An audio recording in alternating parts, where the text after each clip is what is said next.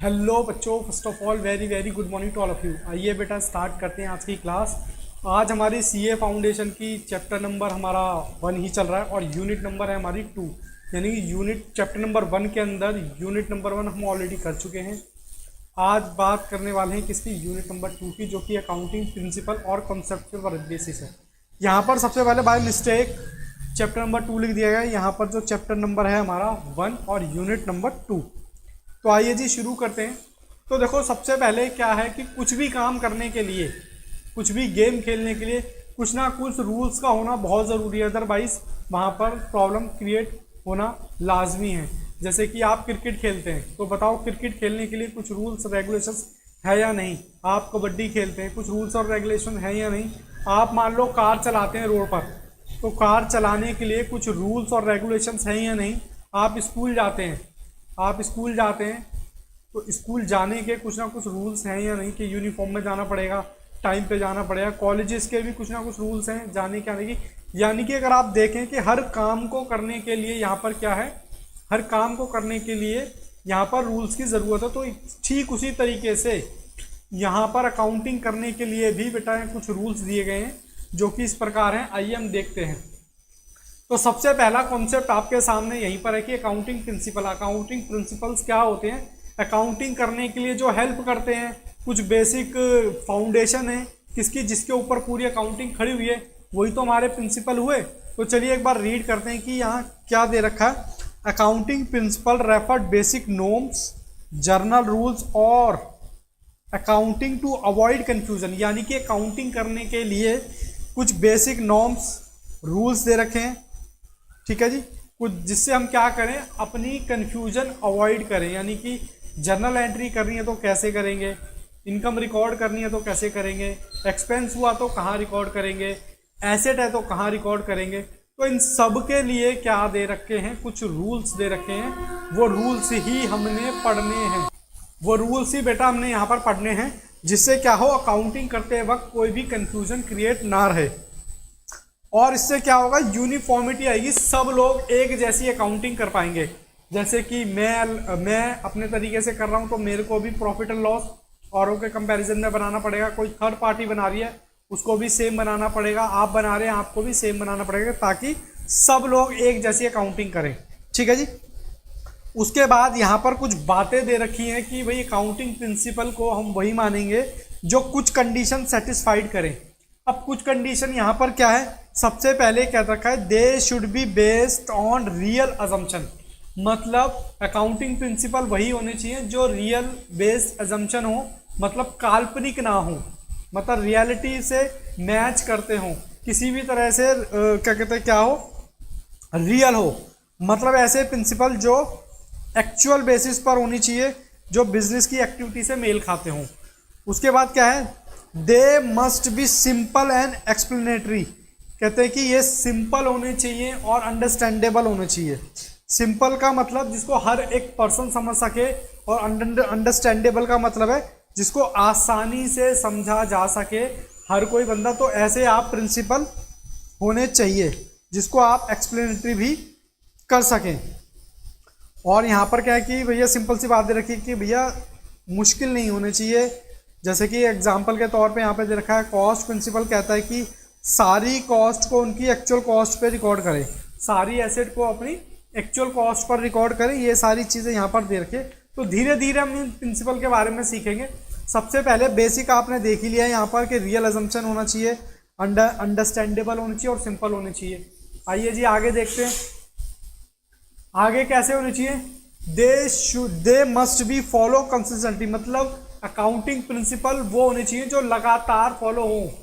जैसे कि आप सीए फाउंडेशन की स्टडी कर रहे हैं, तो जब तक आप लगातार पढ़ाई नहीं करेंगे, कंसिस्टेंटली इसको अपने प्लान को फॉलो नहीं करेंगे, तो कहीं ना कहीं रिजल्ट में बेटा दिक्कत आती ही आती है।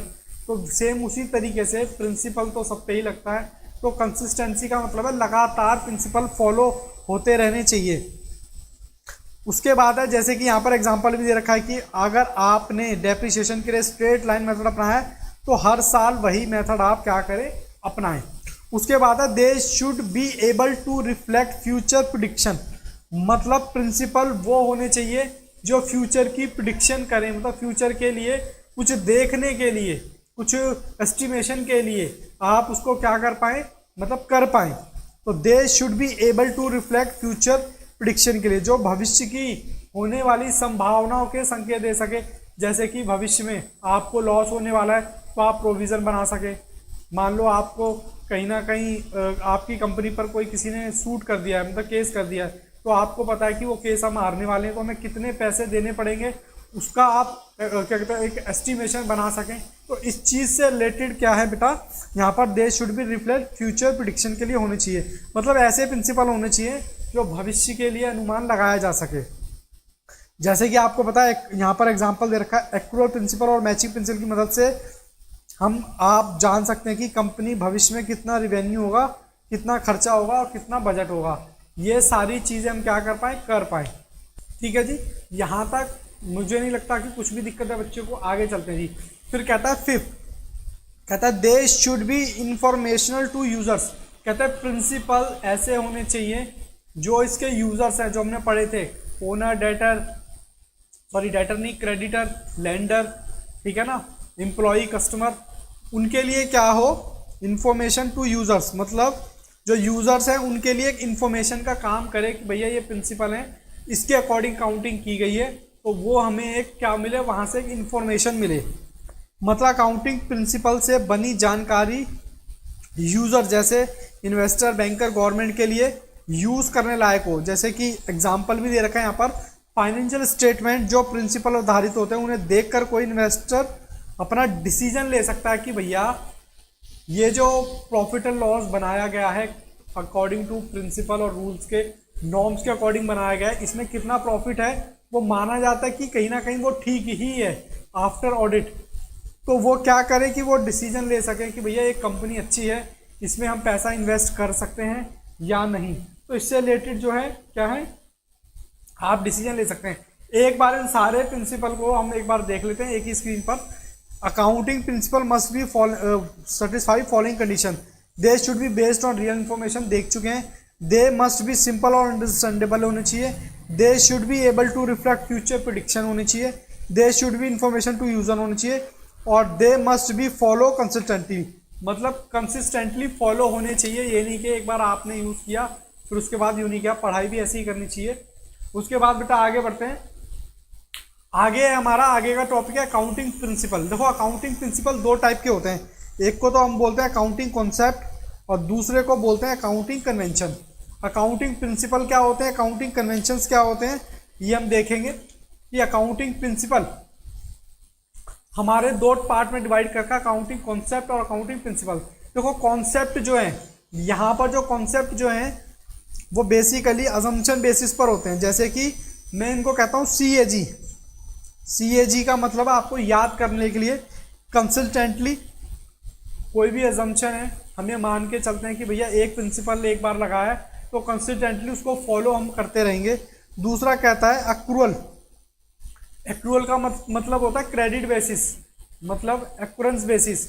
इसका मतलब ये है कि जब भी हम कोई भी ट्रांजैक्शन करते हैं तो उसको उसी वक्त रिकॉर्ड किया जाए। ये नहीं कि हम तब करेंगे जब वो सेटल होगी। एग्जांपल के तौर पे मैंने आपको गुड सेल किए, अब मैंने आपको गुड सेल किए तो मुझे एक्रूअल बेसिस के अकॉर्डिंग, एक्रूअल बेसिस मेथड के अकॉर्डिंग अपनी सेल बुक में रिकॉर्ड करनी पड़ेगी। लेकिन भले ही आपने मुझे पैसा ना दिया हो, मतलब मैं क्रेडिट सेल की बात यहाँ पर कर रहा हूँ, भले ही आपने मुझे पैसा ना दिया हो लेकिन फिर भी मैं क्या करूँगा, उसको रिकॉर्ड करूँगा। किस बेसिस पर, ये हमारी अजम्पशंस हैं। क्या है हमारी अजम्पशन के भैया हम एक्रूअल बेसिस पर ये सारी चीज़ें कर सकें। गोइंग कंसर्न का मतलब है कोई भी बिजनेस स्टार्ट होता है तो वो ये सोच कर होता है कि भैया वो अनंत मतलब लॉन्ग टाइम तक चलेगा। ये सोच के हम नहीं करते कि आज खोला कल बंद हो जाएगा। इसी के अकॉर्डिंग हम अपनी एसेट का वैल्यूएशन करते हैं, इसी प्रिंसिपल के अकॉर्डिंग हम अपना स्टॉक का वैल्यूएशन करते हैं, इसी प्रिंसिपल के अकॉर्डिंग हम क्या करते हैं, अपना एसेट लायबिलिटी का क्या करते हैं, एस्टिमेशन करते हैं कि भैया क्या कहते हैं ये गोइंग कंसर्न है या नहीं। गोइंग कंसर्न का मतलब बिजनेस लंबे समय तक चलेगा। तो अकाउंटिंग कॉन्सेप्ट बेसिकली एक तरह के प्रिंसिपल है जिसके अकॉर्डिंग हम क्या करें, अकाउंटिंग करें, जिसके अकॉर्डिंग हम क्या करें, अपना फाइनेंशियल स्टेटमेंट तैयार कर सकते हैं। जैसे कि profit and loss, balance sheet, जिसके अकॉर्डिंग हमारी तैयार होगी। उसके बाद सर कन्वेंशंस क्या होते हैं? कन्वेंशंस का मतलब होता है यहाँ पर कि आउटकम ऑफ अकाउंटिंग प्रिंसिपल, यानी प्रिंसिपल से ही निकल के आने वाले कुछ रूल्स जो कि हमारे को क्या कहलाएंगे, जो बार बार मार्केट में उनको यूज़ करते हो, जिनकी हम बार बार प्रैक्टिस करते हो। जैसे कि कुछ बेसिक क्या कहते हैं कस्टम्स होते हैं अकॉर्डिंग टू बिजनेस। जैसे किसी बिजनेस में क्रेडिट का ज़्यादा वो होता है तो क्रेडिट के अकॉर्डिंग उसमें कुछ कस्टम बनाए जाएंगे। किसी बिजनेस में कुछ और होता है तो उसके अकॉर्डिंग हम वो चीज़ें फॉलो करेंगे। तो कहने का मतलब है कन्वेंशंस का मतलब है होते ये भी प्रिंसिपल ही हैं, लेकिन जो मार्केट की प्रैक्टिसेस को देखते हुए बनाए जाते हैं उनको कहा जाता है क्या? अकाउंटिंग प्रिंसिपल, जिसको हम क्या कहते हैं? अकाउंटिंग कन्वेंशन, जिसको आप बोलते हो प्राचीन काल की बातें। प्राचीन काल की मतलब पहले जो चीज़ें होती थी उनके अकॉर्डिंग ये सारी चीज़ें होती थी। जो प्राचीन काल की बातें, जैसे कि पुराने समय से चीज़ें चलती हुई आ रही हैं कि भैया ये डेबिट है, ये क्रेडिट है, यहाँ पर हम क्या लिखेंगे? Two two two. ऐसा टू टू लिखना किसी प्रिंसिपल में नहीं लिखा हुआ, लेकिन फिर भी पुरानी चीज़ें हैं, हम लोग क्या करते हैं, इन लोग इनका इस्तेमाल करते हैं, यूज़ करते हैं। जैसे कि यहाँ पर बाय बाय बाय, ठीक है ना। तो चलिए आगे बढ़ते हैं। आगे हमारा पहला जो कॉन्सेप्ट है, पहला हमारा अजम्पशन है, उसके ऊपर हम चलते हैं। सबसे पहला अजम्पशन है गोइंग कंसर्न। गोइंग कंसर्न जैसे कि मैं पहले ही आपके साथ डिस्कस कर चुका हूँ कि बिजनेस जो है लॉन्ग टाइम तक चलता रहेगा, जिसके बेसिस पर एसेट और लायबिलिटी का एस्टिमेशन होता है, क्लोजिंग स्टॉक का वैल्यूएशन होता है, और भी तरह तरह की चीज़ें होती हैं, जैसे गुडविल का वैल्यूएशन होता है। तो चलिए स्टार्ट करते हैं। Assumption going concern, it assume that business will continue foreseeable period. Foreseeable period का मतलब indefinite period. There is no intention to close the business. According to this principle हम ये मानते हैं कि हमारा जो बिजनेस है फोरसेबल पीरियड तक चलेगा। हमारी ऐसी कोई भी इंटेंशन नहीं है कि हम बिजनेस को बंद करेंगे। तो और देखिए इसमें क्या क्या लिखा हुआ है, it is because of this assumption we make destination between revenue expenditure capital expenditure. भैया इसी प्रिंसिपल के अकॉर्डिंग, यानी इस अजम्पशन के अकॉर्डिंग हम दोनों में बाइफरकेट कर पाते हैं कि कौन सा खर्चा रेवेन्यू एक्सपेंडिचर माना जाए और कौन सा खर्चा हमारा कैपिटल एक्सपेंडिचर माना जाए। बोलो हाँ के ना। चलो जी आगे बढ़ते हैं। कहता है रेवेन्यू एक्सपेंडिचर। अब आपके मन में एक डाउट आ रहा होगा, सर रेवेन्यू एक्सपेंडिचर क्या होता है? रेवेन्यू एक्सपेंडिचर होता है कि वो जो ऐसा expense which gives benefit with in 1 year और लॉस लेस। ऐसा एक्सपेंस जो हमें को बेनिफिट दे 1 साल या उससे कम। कैपिटल एक्सपेंडिचर वो एक्सपेंडिचर होता है which gives benefit more than 1 year. मतलब ऐसा एक्सपेंस जो हमें, ऐसा एक्सपेंडिचर जो हमें बेनिफिट दे 1 साल से ज़्यादा का, जिसको हम क्या बोलते हैं? कैपिटल एक्सपेंडिचर बोलते हैं। ठीक है जी। उसके बाद है if this assumption no longer valid fix asset valuation और एनआरवी और मार्केट वैल्यू। मतलब यहाँ पर क्या है? कहता है इसी के अकॉर्डिंग हम अपनी फिक्स एसेट का वैल्यूएशन करते हैं, किसमें?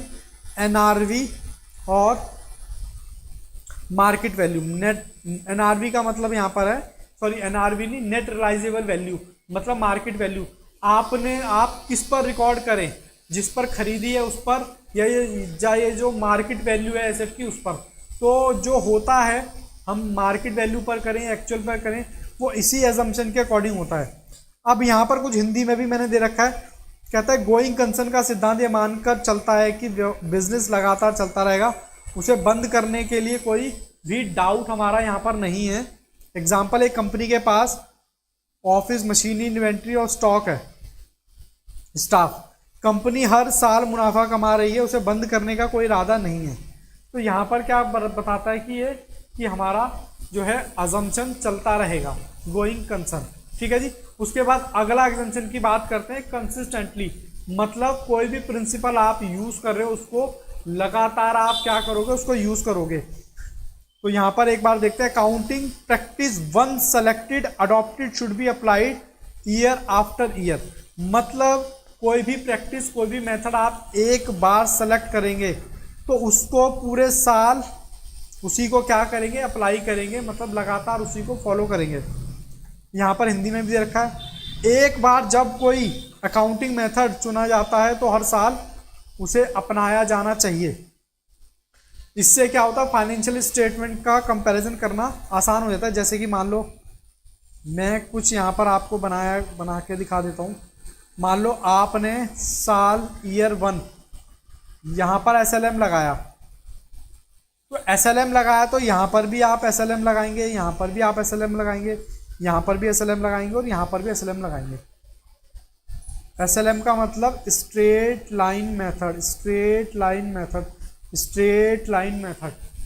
यहाँ पर क्या है, एक बार ये आप फॉलो करें तो दूसरे साल, तीसरे साल, 4th ईयर, 5th ईयर सारा का सारा क्या करें। इससे क्या होगा, एक कंपनी अपनी इन्वेंट्री का वैल्यूएशन फीफो मेथड से करती है। अब इसका क्या मतलब है, इसका मतलब है कि जब भी कंपनी अपने स्टॉक का, इन्वेंट्री का वैल्यूएशन करेगी, फीफो मतलब फर्स्ट इन फर्स्ट आउट, जो पहले आएगा वो पहले जाएगा। अगर यहाँ पर हर साल फीफो, कभी लीफो, कभी वेटेज अपनाने लगे तो क्या होगा, गड़बड़ होना शुरू हो जाएगी। यहाँ पर क्या होगा, हमें पता ही नहीं चलेगा कि स्टॉक का वैल्यूएशन किस मेथड पे किया है, कभी फीफो, कभी लीफो, कभी वेटेज। तो वहाँ पर क्या होनी है, गड़बड़ होना शुरू हो जाएगी। अब आप कहेंगे फीफो क्या होता है, लीफो क्या होता है और वेटेज एवरेज क्या होता है। यहाँ पर थोड़ा सा पेशेंस रखें, क्योंकि हमारा एक इन्वेंट्री वैल्यूएशन का चैप्टर भी है जो कि आपने ना ही 11th में पढ़ा है ना ही 12th में पढ़ा है, तो हम यहाँ पढ़ने वाले हैं। तो उसके स्टॉक के वैल्यूएशन के कुछ मेथड्स दे रखें अकॉर्डिंग टू बिजनेस। भाई जिसका जैसा बिजनेस उसको वैसा मेथड सूट करने वाली बात है कि भाई जिसका जैसा बिजनेस है। जैसे कि एग्जांपल के तौर पे गारमेंट्स वाला है, गारमेंट्स का चलता है क्या, फैशन बेसिस, ट्रेंड बेसिस, मतलब नए कपड़े जो ट्रेंड में है वो पहले बिकेंगे, फर्स्ट इन फर्स्ट आउट। ऐसे ही यहाँ पर क्या है, लीफो, लीफो का मतलब लास्ट इन फर्स्ट आउट, जो लास्ट में आएगा वो पहले जाएगा। अब बिजनेस टू बिजनेस ये कैटेगराइज करना थोड़ा सा डिफिकल्ट है, क्योंकि बिजनेस के बिजनेस अकॉर्डिंग टू बिजनेस के अकॉर्डिंग हम ये क्या करेंगे, स्टॉक का वैल्यूएशन करेंगे। तो कहने का मतलब सिर्फ यही है कि ये कंसिस्टेंटली जो अजम्पशन है ये यही कहता है कि भैया आप जो भी फॉलो करें उसको लगातार फॉलो करते रहें। उसके बाद हमने थोड़ा यहाँ पर इंग्लिश में भी दे रखा है, कहता है अजम्पशन कंसिस्टेंट अकाउंटिंग प्रैक्टिस में भी चेंज। कहता है ये अजम्पशन कब चेंज होगी, ये अजम्पशन कब चेंज होगी आपकी, कहता है इन कंडीशन में ये चेंज हो सकती हैं। मतलब अगर इफ लॉ रिक्वायर्ड, मतलब आपको प्रैक्टिस चेंज करनी है। मतलब पहले तो मैं ये कह रहा हूँ कि भैया आप अपना मेथड चेंज ना करें, बेसिक प्रिंसिपल तो यही कहता है कि आप अपना मेथड चेंज ना करें। लेकिन अगर चेंज करना भी है तो आप तब तक चेंज नहीं करेंगे जब तक ये 3 बातें नहीं होंगी। इफ लॉ रिक्वायर्ड, कह रहा है अगर लॉ रिक्वायर्ड है, मतलब जैसे कि जीएसटी आया तो फिर हमने क्या किया, सारी जर्नल एंट्री में चेंज करनी पड़ गई, उसमें कुछ चेंज करने पड़ गए। तो इससे रिलेटेड चीज़ें हैं कंसिस्टेंसी से। और कहता है इफ अकाउंटिंग स्टैंडर्ड रिक्वायर्ड। अब अकाउंटिंग स्टैंडर्ड आपने देख लिए हैं कि बेसिक नॉर्म्स होते हैं, बेसिक प्रिंसिपल्स होते हैं जो हमको हेल्प करते हैं किसमें, अकाउंटिंग प्रिंसिपल में। तो कहता है अगर अकाउंटिंग स्टैंडर्ड खुद कहता है कि भैया ये आप मेथड चेंज करो तो हम चेंज कर लेंगे।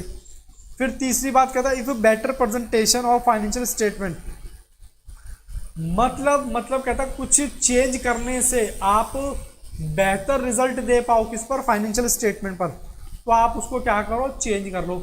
जैसे कि मान लो आपने फिक्स एसेट खरीदी 10 लाख की, एक्चुअल कॉस्ट उसकी 10 लाख है, लेकिन आज से क्या हुआ, 10 साल पहले आपने खरीदी थी 10 लाख की, आज की डेट में टुडे इसकी वैल्यू हो गई है 50 लाख। तो आप इस पर दिखाओगे या इस पर दिखाओगे, 50 लाख। हालांकि रिवैल्यूएशन करेंगे तो आपको दिखाना पड़ेगा 50 लाख पर। क्यों, क्योंकि हमारी जो है एक्चुअल वैल्यू यहाँ पर रिफ्लेक्ट करेगी, जिसको हम ट्रू और फेयर वैल्यू बोलते हैं। तो अकाउंटिंग अजम्पशन आप चेंज कर सकते हो, बशर्ते आपके पास 3 बातें होना बहुत ज़रूरी है। अगर लॉ रिक्वायर्ड करे, अकाउंटिंग स्टैंडर्ड करे, या फिर आपको बेहतर प्रेजेंटेशन देखने को मिले। आइए बेटा आगे चलते हैं अपना एक्रूअल बेसिस पर। एक्रूअल बेसिस, यहाँ पर एक्रूअल अजम्पशन बोलता है कि जब ट्रांजैक्शन हो जाए उसको तभी रिकॉर्ड कर लिया जाए, तब मत करो जब वो सेटल हो।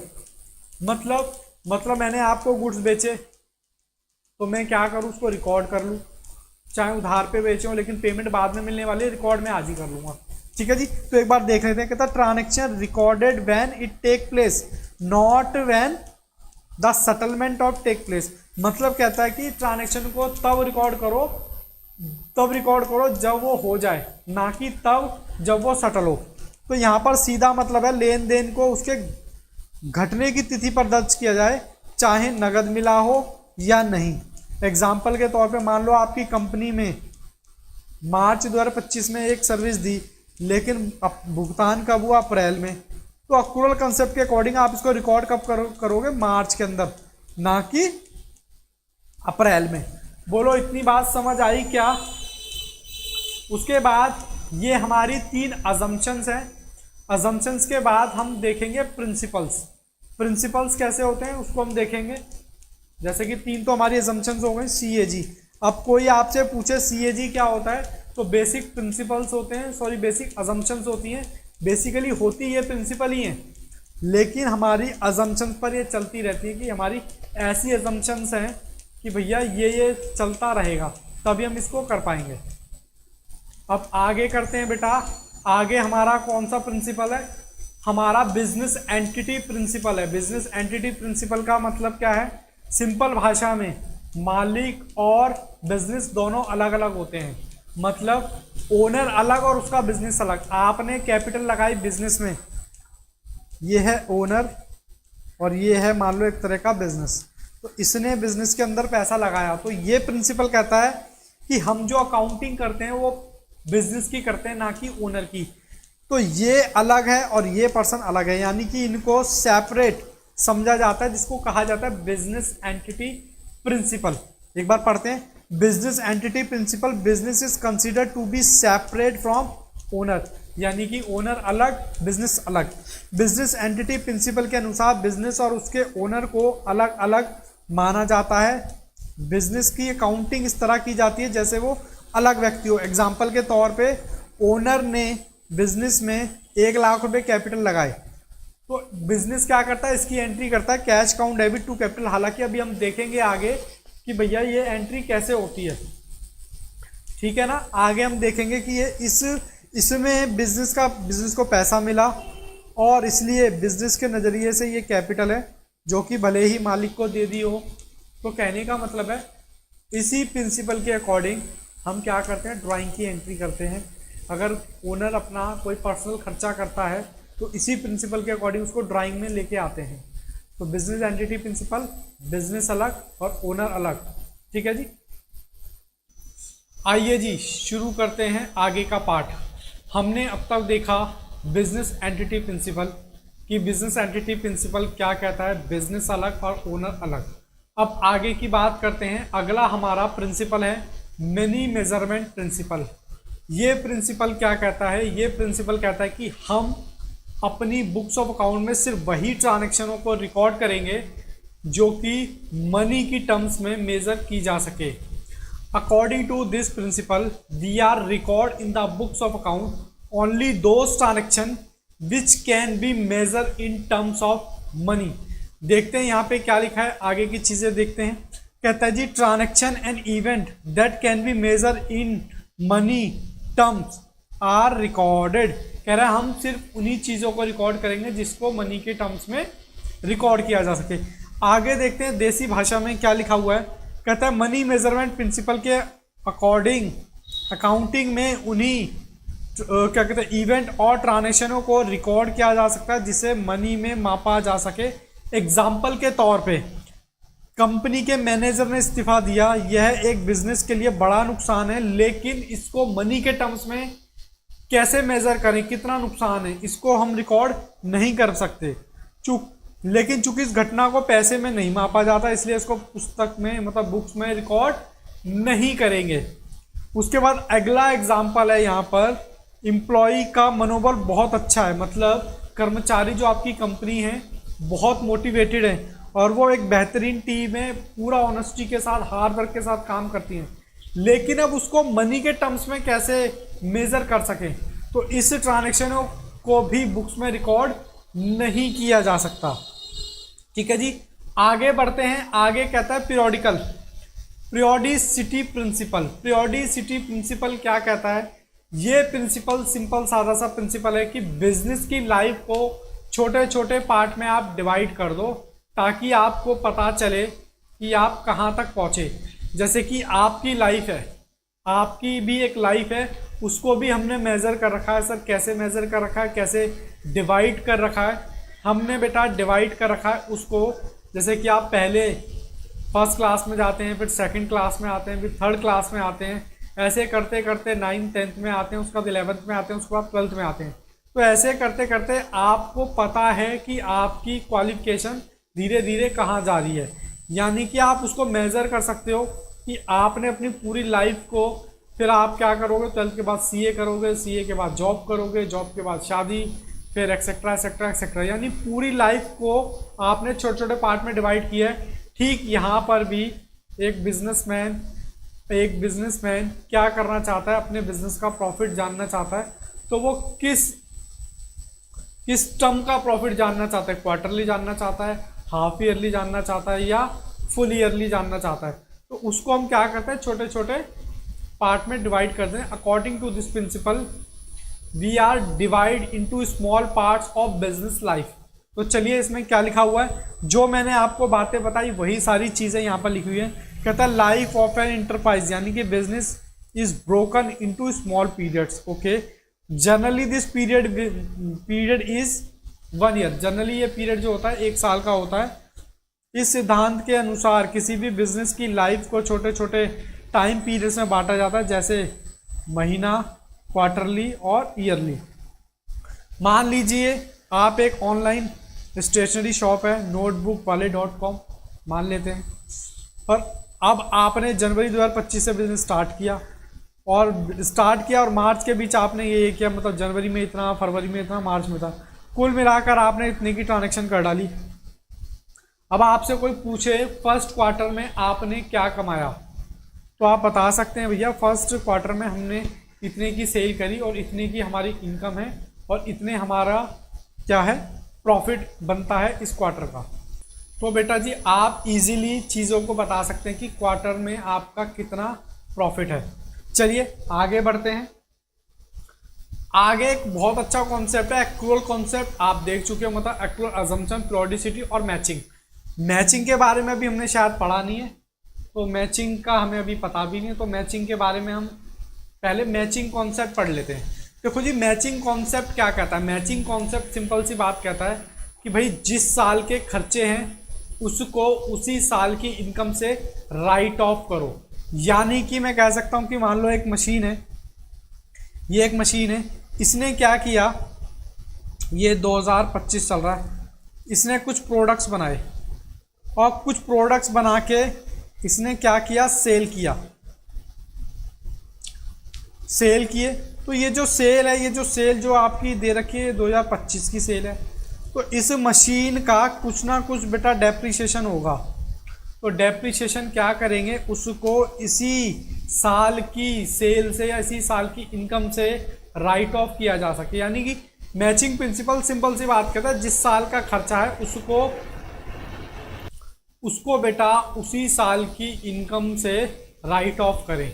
ठीक है जी, इसमें देखते हैं क्या लिखा है। When an item of revenue recognition, मतलब रिवेन्यू को जब आप रिकॉर्ड करते हैं as a income profit and loss में, तो expense related to that revenue should be also recognise. मतलब ये कहता है कि भैया जो साल की आपकी इनकम है उससे रिलेटेड खर्चे भी उसी साल आप दिखाओ। ठीक है जी, ये हमारा प्रिंसिपल कहता है, बहुत ही सिंपल प्रिंसिपल है। अब हम समझते हैं ये वाला कॉन्सेप्ट, एक्रूअल कॉन्सेप्ट, पीरियोडिसिटी और मैचिंग। एक्रूअल कॉन्सेप्ट कहता है जब ट्रांजैक्शन हो उसको रिकॉर्ड कर लिया जाए। पीरियोडिसिटी क्या कहता है कि भैया अपने बिजनेस को छोटे छोटे पार्ट में डिवाइड कर लो, और जैसे कि इन जनरल 1 साल, और मैचिंग कॉन्सेप्ट जिस साल की इनकम है। अब ये तीनों एक साथ इनकम को मेजर करने के लिए प्रिंसिपल काम आते हैं। जैसे कि एग्जांपल के तौर पे अगर मैं यहाँ बात करूँ, मैंने लिखा है यहाँ सैलरी, और मैं आउटस्टैंडिंग सैलरी भी इसमें ऐड कर देता हूँ, और नेट सैलरी जो होगी मेरी यहाँ पर आ जाएगी। मान लो एक तरह का ये प्रॉफिट और लॉस है, वो भी 1 ईयर का मान के चलते हैं, 1 ईयर का। तो यहाँ पर सिंपल सी बात है, आपका एक्रूअल कॉन्सेप्ट आ गया, और 1 साल का अगर मैं बना रहा हूँ तो पीरियोडिसिटी प्रिंसिपल भी आ गया। अच्छा, मैचिंग प्रिंसिपल क्या कहता है। मैचिंग प्रिंसिपल कहता है मान लो यहाँ पर कोई भी आपने इनकम रिकॉर्ड कर ली, सेल वगैरह एक्सेट्रा एक्सेट्रा आपने यहाँ रिकॉर्ड कर ली, तो इसको इसी साल की एक्सपेंस से राइट ऑफ करेंगे। मतलब एक्सपेंस को जो है इसी साल की इनकम से राइट ऑफ करेंगे। यहाँ पर आपका निकल जाएगा नेट प्रॉफिट। तो कहने का मतलब है कि एक साथ तीनों बेटा यहाँ पर प्रिंसिपल आपके काम कर रहे हैं। तो यही सारी चीज़ें यहाँ पर बताई गई हैं, एक्रूअल, पीरियोडिसिटी और मैचिंग। आइए जी आगे बढ़ते हैं। मैचिंग कॉन्सेप्ट हमने देख लिया है। अब हम देखते हैं आगे का प्रिंसिपल, कॉस्ट कॉन्सेप्ट, जिसको आप हिस्टोरिकल भी कहते हैं। अब ये कॉस्ट प्रिंसिपल या कॉस्ट कॉन्सेप्ट क्या कहता है? ये बेटा सिंपल सी बात कहता है कि अपनी एसेट को अपनी बुक्स के अंदर आप उसकी एक्चुअल कॉस्ट पे रिकॉर्ड करें। मतलब जिस पे आपने उसको खरीदा है उस पर रिकॉर्ड करें। According to this principle we are record in the books of account only cost basis, यानी कि जिस पर हम खरीद रहे हैं सिर्फ उस बेसिस पर। तो देखो यहाँ क्या लिखा हुआ है, according to this principle fix assets are recorded in the books at cost. इसमें सिर्फ और सिर्फ क्या है, कॉस्ट पर आप उसको रिकॉर्ड करें।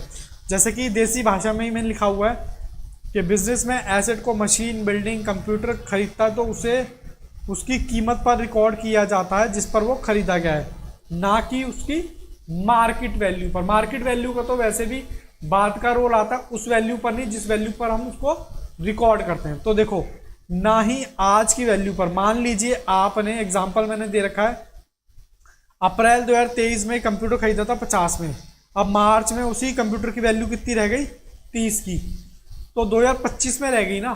तो वो तो आप रिवैल्यूएशन करेंगे, लेकिन आप उसको रिकॉर्ड किस पर करेंगे, 50,000 की उसकी ओरिजिनल कॉस्ट पर, जो कि डेप्रिसिएशन माइनस करके। वो तो हमें वैसे भी पता है कि हम डेप्रिसिएशन माइनस करते हैं। तो हम एसेट को उसकी एक्चुअल वैल्यू पर क्या करेंगे, रिकॉर्ड करेंगे। ऐसा ये प्रिंसिपल कहता है। चलिए जी आगे बढ़ सकते हैं। आगे हमारा रियलाइजेशन कॉन्सेप्ट।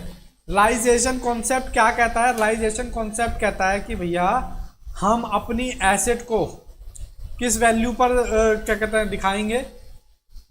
वैसे तो ये सिंपल सी बात कहता है कि भैया हम अपनी एसेट को कॉस्ट वैल्यू पर दिखाएंगे, लेकिन एसेट जब हम उसको बेचते हैं, रियलाइज करते हैं, मतलब तब ऐसी एसेट हम बेच रहे हैं तो हम किस पर रिकॉर्ड करेंगे उसको, रियलाइजेशन पे। रियलाइजेशन का कॉन्सेप्ट जो है आप डिटेल में डिसोल्यूशन में पढ़ेंगे। डिसोल्यूशन का एक चैप्टर है, वहाँ पर ये रियलाइजेशन अकाउंट हम पूरा प्रॉपर बना के देंगे। फिलहाल के लिए मैं इसको आपको समझाने की कोशिश करता हूँ कि मान लेते हैं ये एक बैलेंस शीट है। बैलेंस शीट में मशीन की जो कॉस्ट थी, जो इस वैल्यू पर हमने खरीदी थी, मान लेते हैं 1 लाख पर, लेकिन इसकी मार्केट वैल्यू कितनी हो गई है, मार्केट वैल्यू हो गई है 1,20 पर। तो अभी हमने बेची थोड़े ना है इसको, जब हम बेचेंगे तब इस वैल्यू पर रिकॉर्ड करेंगे। तो यही हमारा प्रिंसिपल कहता है रियलाइजेशन, यानी कि जब हम बेचेंगे तब उसको इस वैल्यू पर रिकॉर्ड करेंगे। लेकिन अभी तो हमारी वैल्यू क्या चलती रहेगी, अभी फिलहाल हमारी वैल्यू यही चलती रहेगी। तो आइए आगे बढ़ते हैं। आगे का हमारा जो है principle, materiality concept. Materiality concept क्या कहता है? मटेरियलिटी कॉन्सेप्ट कहता है कि आप बिजनेस में होने वाली ट्रांजैक्शनों को सिर्फ उन्हीं को रिकॉर्ड करेंगे जो इम्पॉर्टेंट है। अब इम्पॉर्टेंट जो है ट्रांजैक्शन वो अलग अलग पर्सन के लिए अलग अलग हो सकती है। जैसे कि मान लेते हैं अंबानी साहब हैं, उनके लिए 1000 रुपया मायने नहीं रखता, बहुत छोटा सा अमाउंट है, लेकिन वही 1000 रुपया आपके लिए बहुत ज़्यादा इम्पॉर्टेंट है। तो आप तो उसको 1000 रुपये को रिकॉर्ड करोगे, लेकिन अंबानी रिकॉर्ड नहीं करेगा, क्योंकि 1000 रुपये बहुत छोटा सा नॉमिनल अमाउंट है। तो ये पर्सन टू पर्सन वेरी करेगा। आइए इसमें क्या कहता है, मटेरियलिटी, मटेरियल मीन्स इम्पोर्टेंट, मतलब इम्पोर्टेंट, जिसकी क्या है, इम्पोर्टेंस है। All material item should be full disclose. उसको क्या करोगे आप, फाइनेंशियल स्टेटमेंट में डिस्क्लोज करो जो इम्पोर्टेंट है। और देसी भाषा में समझते हैं, अकॉर्डिंग टू दिस कॉन्सेप्ट केवल वही ट्रांजैक्शन और इवेंट अकाउंटिंग में शामिल किए जाने चाहिए जो डिसीजन मेकिंग के लिए इंपॉर्टेंट है, किसके, यूजर्स के लिए, जैसे कि इन्वेस्टर है, लेंडर है, एक्सेट्रा एक्सेट्रा। तो कहने का मतलब है कि जो इम्पोर्टेंट चीज़ें हैं उसको मनी की टर्म्स में आप, जो इम्पोर्टेंट चीज़ें हैं उसको आप प्रॉपर डिस्क्लोज करेंगे, प्रॉपर बुक्स में लिखेंगे। अगर कोई इतनी छोटी जानकारी है जिससे क्या कहते हैं डिसीजन पर कोई भी असर नहीं पड़ने वाला, तो उसे आप छोड़ भी सकते हैं। जैसे कि मैंने बोला ना कि अंबानी के लिए 1000 रुपये क्या मैटर करता है, कुछ भी मैटर नहीं करता। ठीक उसी तरीके से 1000 रुपये आपके लिए मैटर करते हैं। तो ये हर पर्सन टू पर्सन वेरी करेगा। आइए जी आगे बढ़ते हैं। आगे का और प्रिंसिपल है हमारा full disclosure principle. Full disclosure principle कहता है कि फाइनेंशियल स्टेटमेंट में सारी इंफॉर्मेशन क्लियर कट दिखाएं। क्लियर मतलब सब कुछ दिखाएं, जिससे कि एक पर्सन को जब फाइनेंशियल स्टेटमेंट देखे उसको true and fair view, clear cut picture दिखाई दे फाइनेंशियल स्टेटमेंट की। तो देखें क्या लिखा हुआ है यहाँ पर, each and everything which is important to users decision making. मतलब हर एक चीज इंपॉर्टेंट है डिसीजन मेकिंग के लिए, किसके लिए, यूजर्स के लिए। फुल डिस्क्लोजर प्रिंसिपल के अनुसार एक बिजनेस अपनी फाइनेंशियल में सभी इंपॉर्टेंट यानी महत्वपूर्ण जानकारी, मटेरियल इंफॉर्मेशन देनी चाहिए, जो कि इन्वेस्टर्स के लिए, लेंडर के लिए और जो स्टेक होल्डर हैं उनके डिसीजन को इफेक्ट करती हो। जैसे कि एग्जांपल के लिए मान लीजिए कंपनी के खिलाफ 50 लाख का कानूनी मुकदमा चल रहा है और वो मुकदमा मतलब केस हारने की संभावना है, तो इसको आप क्लियर कट कंटीजेंट लायबिलिटी में दिखाइए एज अ फुट नोट। ठीक है जी, यहां तक मुझे नहीं लगता किसी भी बच्चे को कोई दिक्कत है, क्योंकि ये सिर्फ एक एक लाइन के इनका आपको मीनिंग आपको पता होना चाहिए। आइए जी आगे बढ़ते हैं। रिवेन्यू रिकॉग्निजेशन, इसमें क्या कहता है, कब इनकम को रिकॉर्ड करें, मतलब इनकम को कब आप रिकॉर्ड करें, कब और कैसे करें। तो ये तो सिंपल सा कहता है कि भैया आप उसको जब ट्रांजैक्शन हो जाए, मतलब ये एक्रूअल कॉन्सेप्ट का ही छोटा सा भाई है। मतलब एक्रूअल कॉन्सेप्ट कहता है कि जब ट्रांजैक्शन रिकॉर्ड मतलब ट्रांजैक्शन हो जाए तो उसको रिकॉर्ड करो। सेम उसी तरीके से ये भी कहता है कि जब आपकी ट्रांजैक्शन हो जाए उसको रिकॉर्ड कर लो। मतलब एक बार हम एग्जांपल से समझेंगे, बट फिर भी पहले इसका मतलब देख लेते हैं। इसका मतलब है कंपनी कब और कैसे अपनी कमाई मतलब रिवेन्यू को अपनी किताबों में दिखाए या दिखाना चाहिए। रिवेन्यू तभी रिकॉग्नाइज होता है जब वह अर्न हो चुका हो, उसे प्राप्त करने की संभावना हो चुकी हो। जैसे कि मान लेते हैं आपने बैंक में एक एफडी कराई। एफडी कितने की बेटा, मान लो 1 लाख रुपए की एफडी कराई और 12% के हिसाब से पर एनम के हिसाब से इस पर आपको इंटरेस्ट मिलने वाला है। और एफडी आपने मान लो कब कराई, 1 जुलाई को, और आपका अकाउंट्स कब खत्म हो जाता है सर, ये हो जाता है 31 मार्च को। तो आप रिवेन्यू कब रिकॉग्नाइज करेंगे,